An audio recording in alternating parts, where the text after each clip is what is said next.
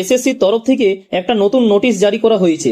আগের দিনে যে 10 নম্বর পাওয়া নিয়ে শুনানি হয়েছিল ডিভিশন বেঞ্চে, তা স্পষ্ট জানিয়ে দিয়েছিল কল্যাণ বন্দ্যোপাধ্যায়, এবং এসএসসির তরফ থেকে জানিয়ে দিল যে কতজন কিন্তু 10 এক্সপিরিয়েন্সের 10 নম্বর পাবে। প্রায় 2500 শিক্ষক কিন্তু আবেদন করেছিল।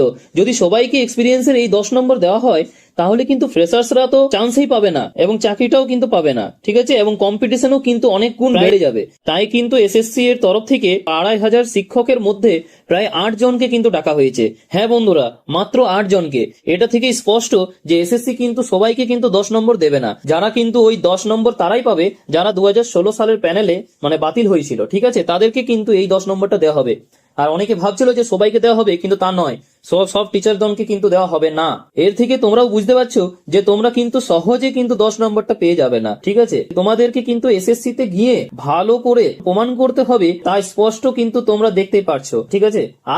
আজকে মানে 6 নভেম্বর, কালকে কিন্তু শুনানি হয়েছিল, ঠিক আছে, এবং আজকে 6 নভেম্বর 2025 সকাল 11টায় কিন্তু সদনে গিয়ে সমস্ত নথি সহ উপস্থিত হতে বলা হয়েছে, তোমরা দেখতেই পাচ্ছো।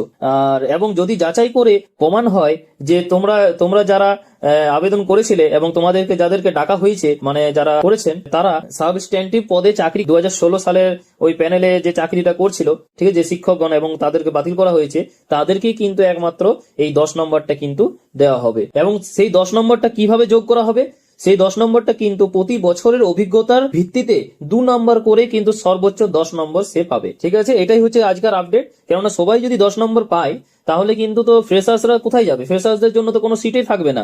এই জন্য কিন্তু এসএসসি নিজে উদ্যোগ নিয়েছে যে যারা 2016 প্যানেল থেকে কিন্তু যারা, ঠিক আছে, কেন্দ্রীয় বিদ্যালয় থেকে প্রায় 2500 শিক্ষকের কিন্তু দাবি এসেছিল, কিন্তু তাদের মধ্যে মাত্র 8 জনকে